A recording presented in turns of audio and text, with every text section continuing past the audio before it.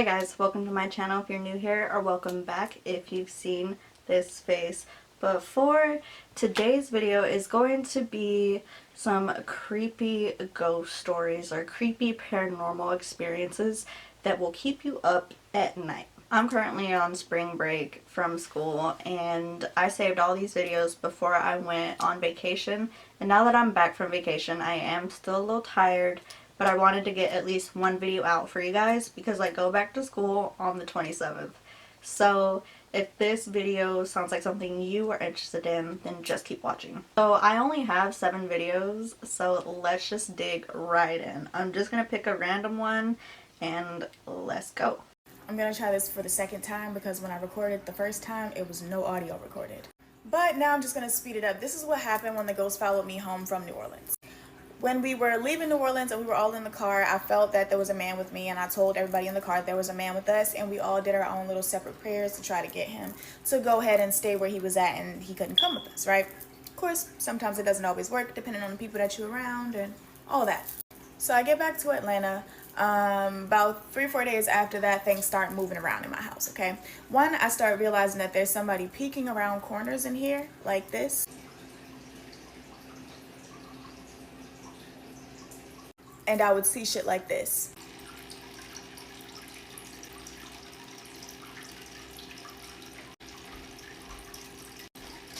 So after seeing that a lot, I started to acknowledge the spirit, like, who are you? What do you want? Get out, you know? And then it started touching stuff in here. So this was me and my girlfriend was going through this where we would be sitting somewhere alone and things start moving around in the house. There was a time where I was sitting over here on this couch, and all the way across the room over here, I saw my shoe slowly lean and fall off of something. There was a different time I was sitting right here on the couch, and you see that bag over there? That bag is hooked onto some clips. It unhooked itself and fell to the floor. Dead silent in here. I'm chilling, sitting on the couch by myself, and I just have to look up and be like, stop touching shit, right? So this was the ongoing thing for about a week and a half in my house. Was like things were moving around. They didn't have no business moving around. And I talked to my girlfriend about it. She had been seeing something walking around in the house. Things had been moving around and she had felt something poke her. Now, this is when I knew that it was getting serious. I could feel him and I could see things about him in my mind's eye. I could see what he looked like. I could see about how old he was. I could see what his energy was like. I could see what he was wearing. So I was starting to get a feel and an idea for him and like why he was around. Wasn't a bad guy at all, kind of like a guy that like died young in his early 20s, and I was just the only light that he could see in that area, so he followed me all the way home.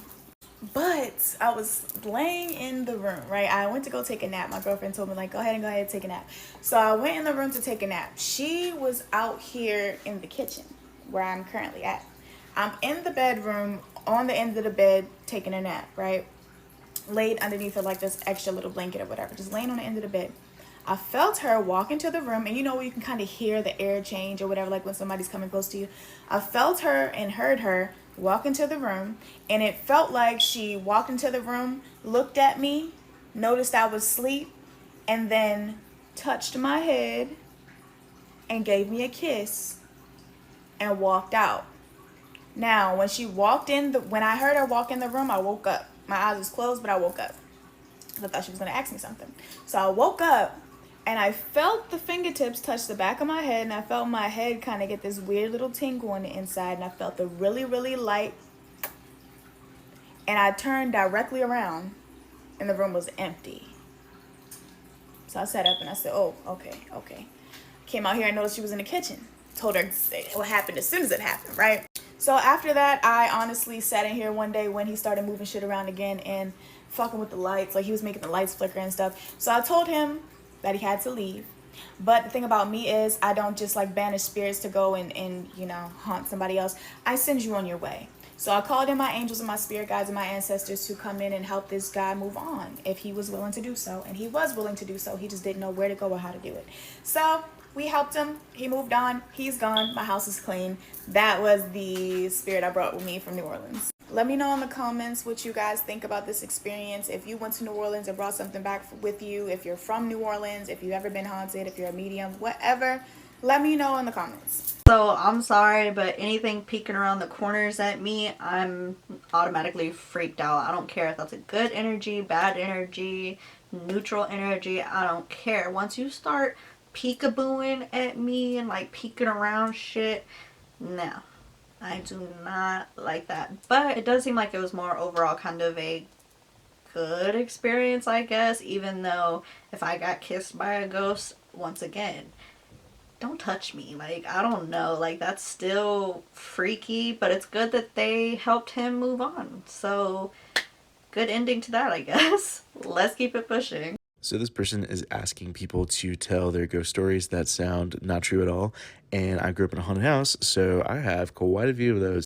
So I grew up in a suburban neighborhood in New Jersey. There was really no reason we thought our house would be haunted, but it was really fucking haunted. There was only one family that lived there before us, and I don't think any of them died in the house.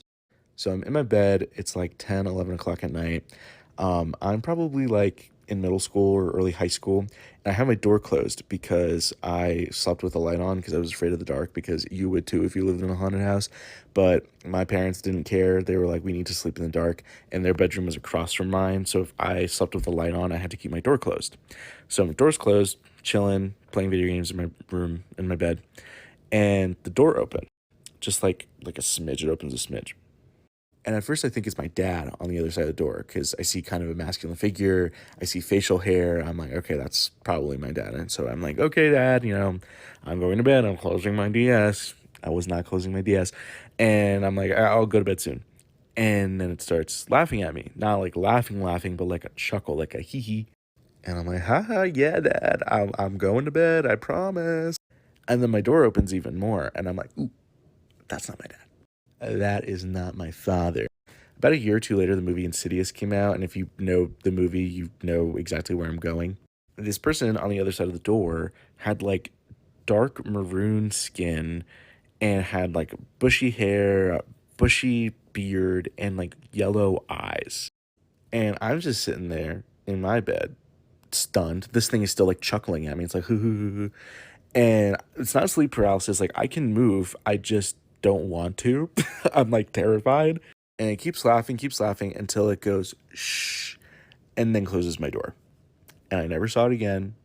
Never had saw anything like that ever again until I saw Insidious, and I was like, oh my God, that's the guy. Obviously not based on me or anything real, but like it was the closest thing I had seen to what I saw that night. But yeah, I just remember going back to playing Dragon Quest IX after, because I was terrified. So, thank you, Dragon Quest. Love you.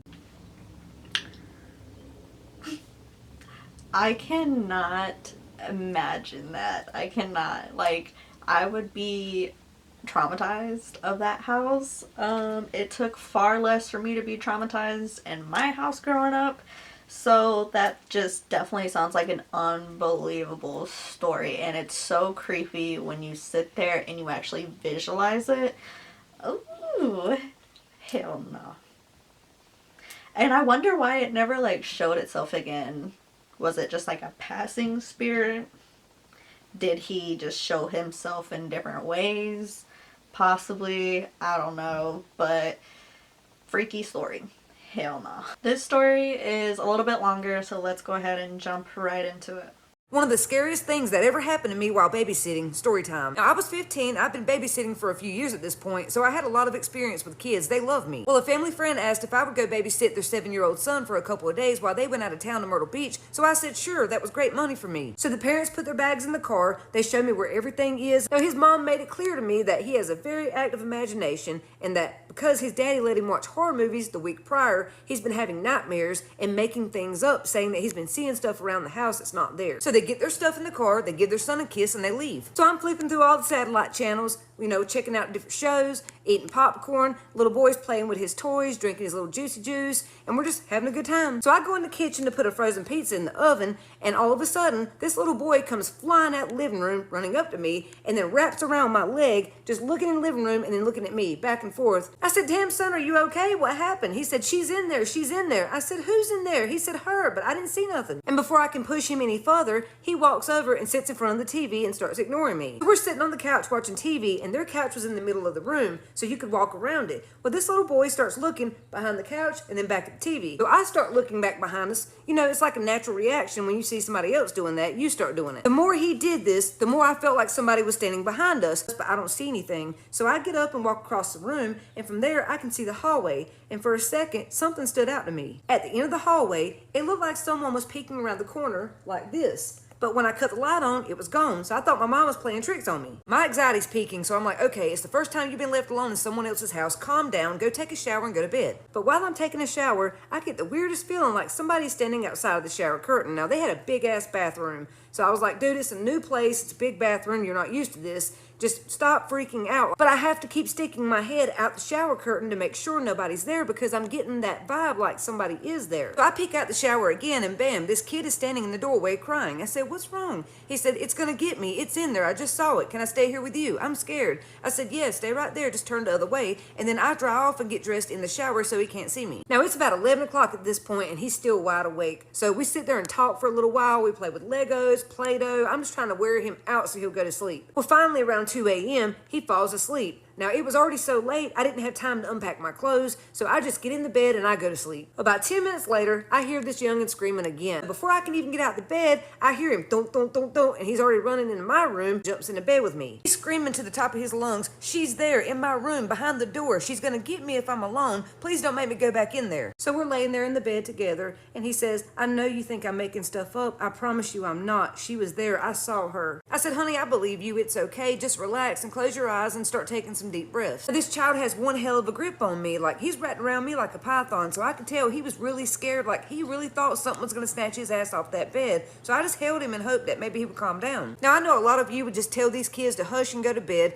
but I'm not like that. I went through the same thing as a child. I would see things that were not there, and nobody else believed me. So I wanted him to know that I believed him and I was protecting him. So I reach over to the nightstand and I tapped that old school touch lamp 3 times and put it on the brightest setting so it lit up the room. That way we would feel more safer and we'd get some sleep. Then I start hearing some distant thunder and then it starts pouring rain. I think, oh, well, that sounds relaxing. So because of that storm, my ass knocked out. I was doing some good sleeping until about 30-40 minutes later. That was when I abruptly woke up to the bed shaking. It felt like a small tremor, like a little earthquake. So I'm trying to get my eyes adjusted and wake up and figure out why is the bed shaking. Apparently the storm knocked the power out because it was pitch black dark in that room and the only time I could see anything was when the lightning struck. Well, once my head gets adjusted, I start hearing a noise like chattering of teeth. I'm laying there trying to figure out what the hell is that noise and what is shaking the bed. And that's when I look over and I see the little boy is sitting up on the other side of the bed with his hands holding the cover. And it's him shaking the bed. He's shaking that hard. And that chattering sound I heard was coming from his teeth. He was sitting here holding the covers with his eyes wide open and going,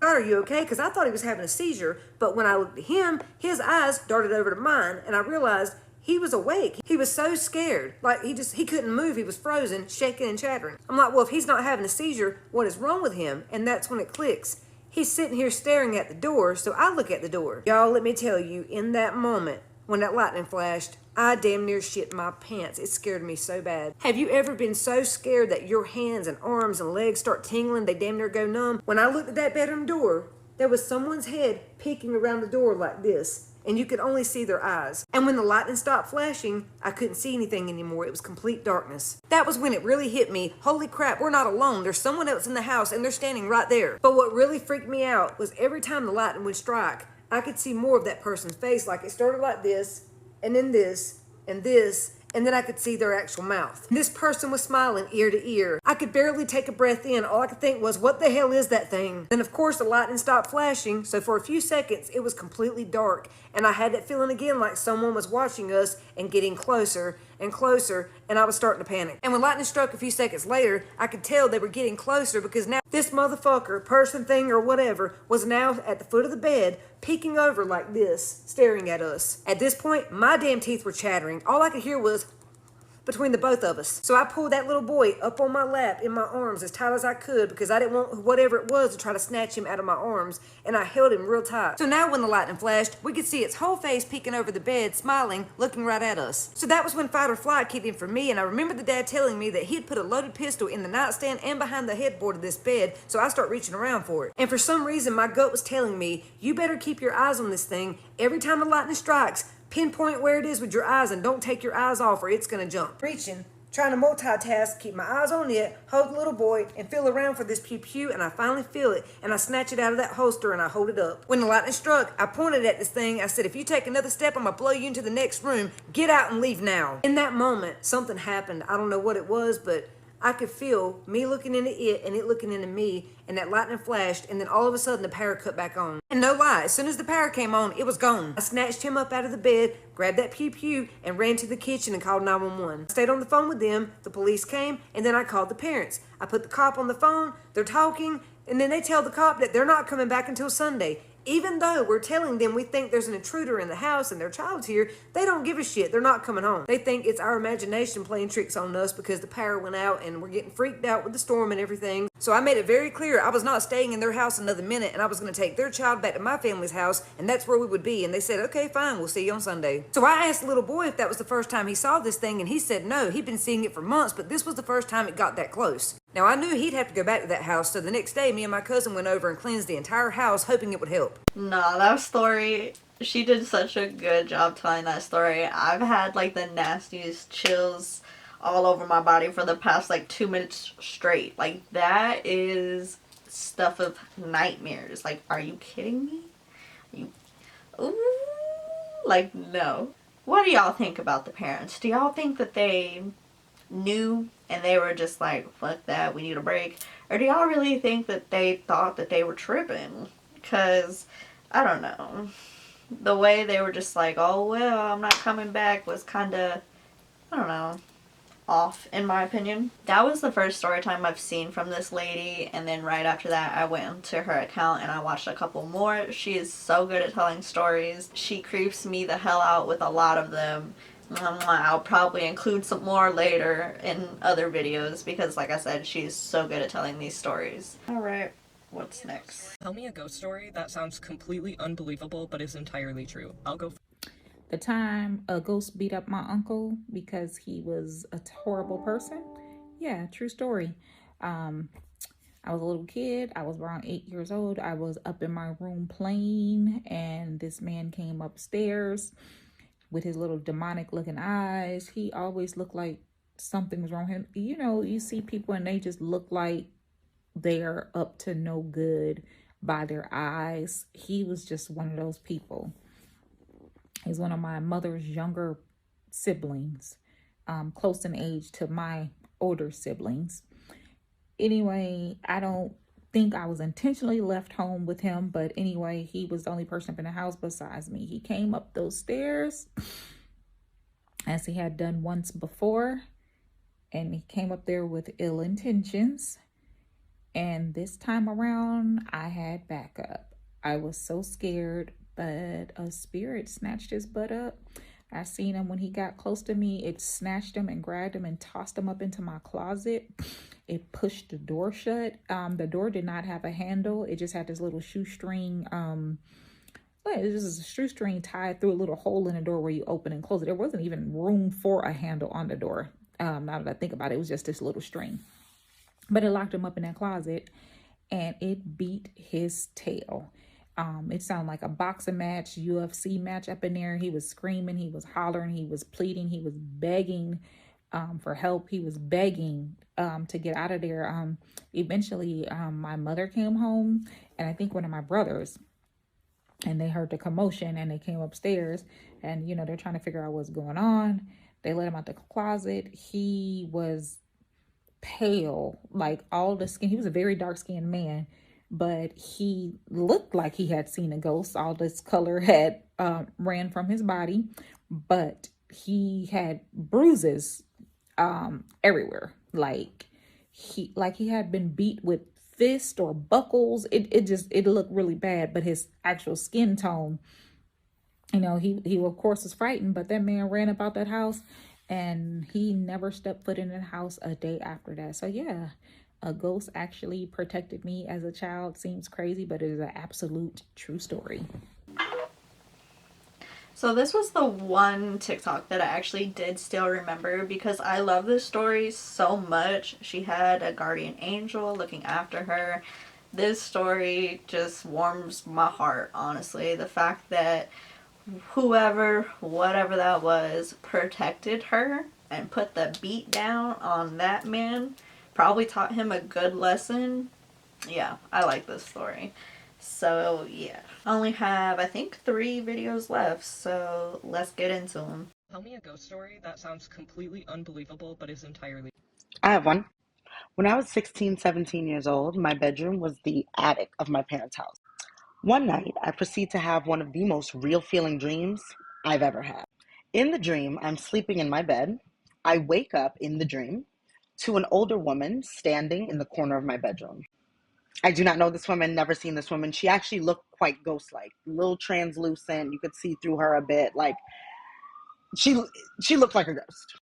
She proceeds to ask me, I have a son. He needs someone to play with. Would you mind playing with him? Not sure why I chose to say yes, but I did. And I was like, yeah, I'll totally play with your son. That seems totally normal. Like, we're in a dream, so, like, fine, I'll play with your son. As soon as I say, yeah, I'll play with your son, he appears, like, if I'm laying in my bed, like, she's on this side, he appears on this side of the room, like, right where the stairs are, the top of the steps. And he starts to walk over to my bedroom, to my bed, comes to my bed, and he's like, let's play arm wrestling. So I'm like, yeah, no problem. Let's play arm wrestling. So I put my hand up like this. He puts his hand in my hand, and we are arm wrestling. At first, it's like a good give and go. We're like, oh, yeah. And then, like, he pins my hand completely down. I feel his hand, hold on. I feel his hand around my hand, ice cold. He pins my hand down and is staring at me. And I'm like, okay, like, let's play again. And he goes, I don't think you want to play this game with me. Just like that, like, dead stare. I don't think you want to play this game with me. So I'm like, what does that mean? Let's play, like, okay, let's play the game. So he goes, no problem. Digs his nails into my hand like that and starts pinning my hand to the bed, yelling, I win, I win, I win, I win, I win, I win, I win, I win, I win. I rip my hand away from his. I feel the scratch marks on my, like, right here. And then he takes a step back with this, like, grin on his face. And he becomes this, like, black cloud of smoke. And I know that sounds unreal, but just stay with me. So he's this big cloud of smoke. This is all still in the dream. I get up, I'm screaming, I jump out of my bed. Here's where it gets crazy. I jump out of my bed in the dream and I wake up in real life and I am fully standing on my feet. So as I'm standing on my feet, I'm like, what the fuck just happened? I'm down the stairs, out the room, right? And so my mom and my sister are downstairs in the kitchen cooking breakfast. My mom is a very spiritual person, so I have no problem just being like, yo, this is what just happened. Um, and it's like, disregard the dream if you want, but I was fully standing when I woke up. Insane. And so typically, not saying typically like this happens all the time to me, but like my mom we regularly would have priests come over, bless the house, things like that. So like that's not weird. So like my mom throwing holy water around the house is not like an odd thing in my household. So like I'm expecting her to be like, okay, let me go get the holy water. I'll spray your room down. Like, not a big deal. She goes, the holy water is right there. You're gonna go get it and go upstairs and throw it around your room with some salt. I'm like, why are you not doing it? She's like, I think you should do it. And I'm like, okay, this is insane. So I take the salt, I take the holy water, I go upstairs. My sister's like, I'll come with you, but I'm staying at the bottom of the stairs. Everybody's acting scared. And so I'm like, okay, I'm not crazy. This is something. So I have the holy water, I have the salt, I go upstairs. I have the holy water in like a little cup and I have the salt.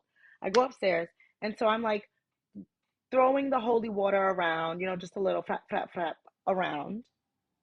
And I have the salt and I throw it onto my bed and it sizzles. Bitch. I was going, I never ran down a flight of stairs faster in my life. I don't even think I touched one step. I jumped from the top 11 steps down, bow, hit it. I was downstairs the next flight, bow, hit it. I didn't stop for shit. I said the only way I'm going back up there is if y'all bring a priest to hose this house down with a fire truck of holy water. I'm not playing at all with y'all. And so my mama got the priest to come, and he blessed the whole house, top to bottom. He didn't miss no floor, no nook, no cranny. And I never had an experience like that again. So I don't know where that little boy is at, but I hope his soul is at rest because he.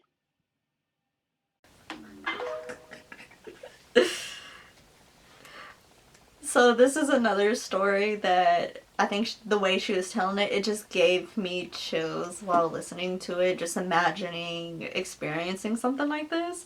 At least it ended well with, like, you know, the house getting blessed and no more experiences with that entity. But that experience alone, just imagining feeling the nails dig into you and seeing him like transform into a big puff of smoke, and then like that's the dream, yeah, but then to go back up there and throw some holy water and salt and that shit sizzles like it's on a stove is absolutely insane. So like I said, I'm glad it had a more chill ending, but that is so intense. Here's another scary story about the kids I used to babysit for that lived in an extremely haunted house.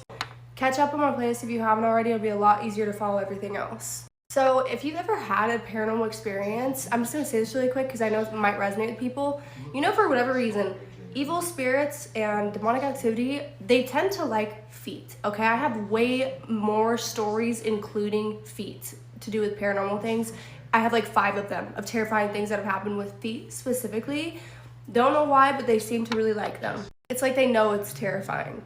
So this one time I was babysitting Luna, the oldest one, as we know. Pete is her imaginary friend. It was the evil entity that was thriving in this home, and she was closer with it than the younger one. The younger one, Aura, really didn't like this entity and was afraid of it. So this specific time, I remember me and the girls had a big day. I was with them like all day and a little bit of the night, so they were really tired. Put them to bed, turned their night lights on, kept the doors open. I didn't like shutting their doors ever, but tucked them in. Everything seemed well. And then 30 minutes after I tucked them in, I see Luna, the oldest, coming down the hallway, because I can see down that hallway from the living room, and I was sitting on the couch. And she saw I was sitting there and ran to me. And I remember I like opened my arms out, and she jumped into my arms, and her body was shaking. And I was like, baby, what's wrong? Obviously, in my head, I feel like I know what's going on because I've had so many bad experiences. But the thing was, guys, she was never really afraid of Pete. It was like her friend. Like, it bonded with her, tried to attach with her. She was scared, and I never really saw her that scared with Pete until she got a little older, but that's a different story. And she said, Riley, something's in my room.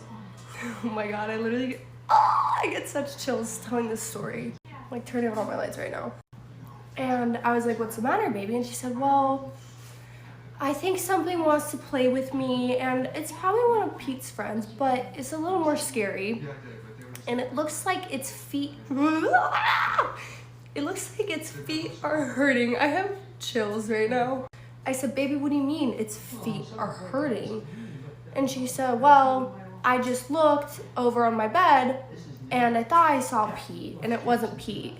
She told me she rolled over because she like heard something, I guess, on the ground.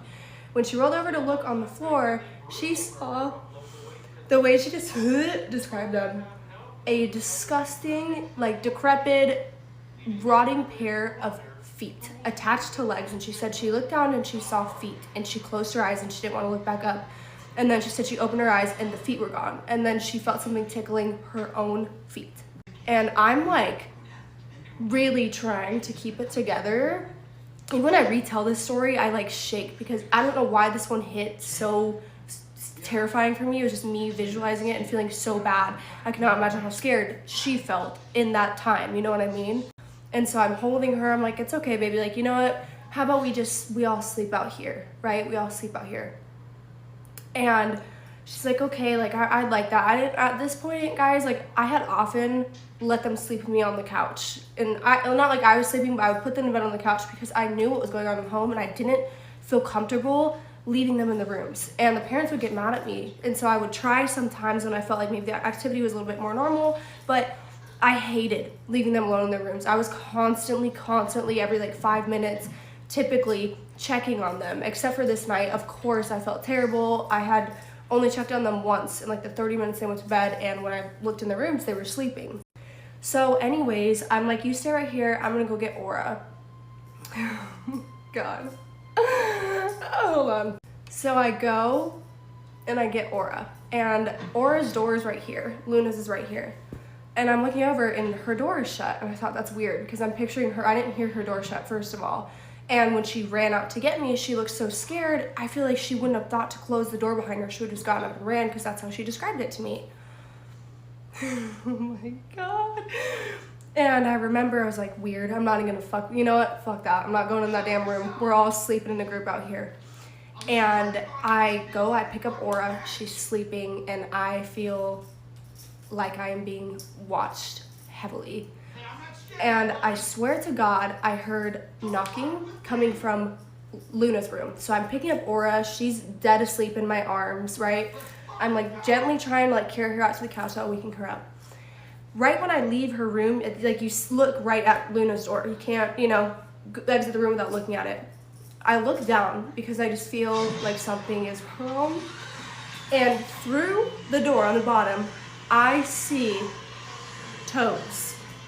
Ugh, guys, I see toes barely, like it's standing right by the door. And it was like, in my head, I'm picturing it listening to the door, and like it shut itself in there. And I just see like barely the end line of toes, and they looked purple and disgusting, and like the flesh was not normal. And it was so hard in these moments because I thought I was losing my mind sometimes, and I thought, okay, like maybe it is a real person. Like there's so many times where I thought like it's a real person, it's not an entity, it's someone living in a crawl space. But I had checked attics, I checked the attic myself, the crawl space myself. I've checked every room in that house. There's never anybody in there. And I also knew from looking at this pair of feet, those were not human feet. So I just grabbed her tight, ran to the living room, and I remember I held Luna and I was shaking so bad. And that night, I don't think that was Pete. I don't know what it was. I never saw it again. She never talked about it again. But after that was when I really just started not caring if the parents were mad at me when I would put them to bed on the couch, because I was not comfortable leaving those babies alone in their room with God knows what the fuck was trying to mess with her. And I'm putting myself in her shoes as a little girl, and how fucking terrifying. Like, I was terrified. I was sick to my stomach seeing that through the door. She said she rolled over and looked at the floor and saw them. Like, I would never recover from that. That one probably takes the cake for one of my most terrifying experiences that I've tried to push out of my mind, to be honest, but horrifying. So if you liked her story, I definitely recommend going and watching her playlist about babysitting these kids.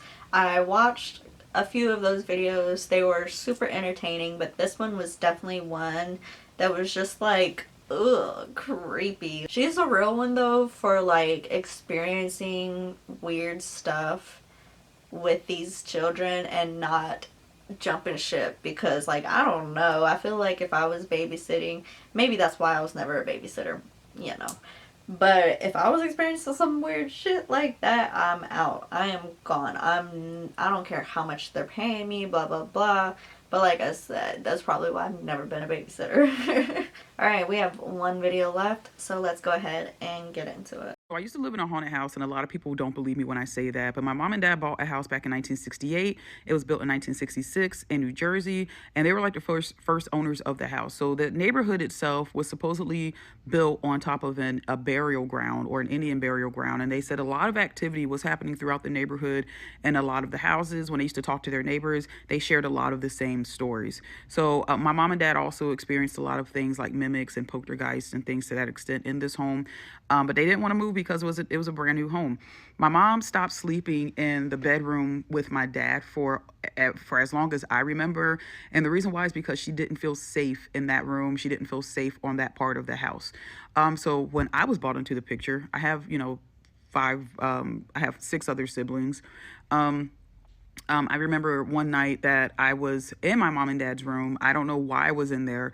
My mom had just got home from work. She was OCD, so she was mopping. My dad was at work, and I was in their room for whatever reason. I was just playing with their stereo system. Behind the stereo system, there was a wall mirror, and I just remember playing at the stereo system, looking up, and my mom was standing behind me. I could see her in the mirror, but my mom wasn't wearing anything. And when I mean she wasn't wearing anything, I mean she was completely not wearing anything. So I turn around thinking this is weird as shit, and I look and my mom's not there. She's not behind me. So I turn back around to look in the mirror and she's still standing there. So I run as fast as I can out the room, hit my knee on our couch, start crying. My mom's like, don't go in there. That's why I don't go in there. The only person that slept in my room, in that room, was my dad. Nothing bothered him. There was another, night where our power went out for whatever reason. I think it was a bad storm. And my mom was telling us some stories that, trying to keep us busy, occupied. And we heard a crashing sound. It sounded like our ceiling fan in the kitchen had fallen out of the ceiling onto the floor. Glass went everywhere. So my dad comes out of his room that he was in. He's like, oh my God, like I got to clean this up. And my mom's like, yeah, well, watch your feet, don't walk in there with no shoes on. There's glass on the floor. So he goes to bend the corner to go look. He goes back in his room and he doesn't say anything. He closes the door. My mom's like, are you going to clean up the glass? Are you going to clean it up? And he's like, I'm not finna go in there. So my mom's like, why aren't you going in there? So she gets up, she goes and looks in the kitchen, and there's nothing on the floor. Nothing at all. We used to hear books slamming in the upstairs room. We all slept, like me, my mom, my brothers, all of us slept in the living room because we were so afraid of that house. My mom didn't want to move. My dad didn't want to move. They bought the house. They were trying to sell it. We used to hear books slamming, just like all throughout the night. You would hear, like, it sounded like someone was taking a textbook and just slamming it on the floor as hard as they could. Some nights we would hear in the kitchen, like someone was clanking pots and pans, spoons and forks. And my mom would say, don't look in the kitchen, just ignore it and go to bed, ignore it and go to bed. And she would say something to the extent of, God will protect us and, whatever's, I forgot what the sayings go, but she would say it and it'll eventually stop. But, I don't play about that stuff. I have a lot of stories. And this went on for as long as I can remember in that house. I remember when we moved, I felt so at peace. It was still a little bit of a traumatic experience to try to sleep in the new home we moved into because we moved from Jersey to Georgia. But I'll never forget that. I'll never forget it. So this was the second New Jersey home video in today's video, and both said that their homes were extremely haunted. I wonder what's gone on in New Jersey, why these homes are all haunted over there. But yeah, you guys, that is all the videos that I have for today's video. I hope you enjoyed chilling and watching these scary videos with me. I definitely enjoyed watching them, even though I had already seen them and saved them to my phone. It was still like watching some of them for the first time because I got a trash memory. Subscribe if you want to see more videos of mine in the future. Thank you so much for watching, and I will see you in the next video. Bye guys.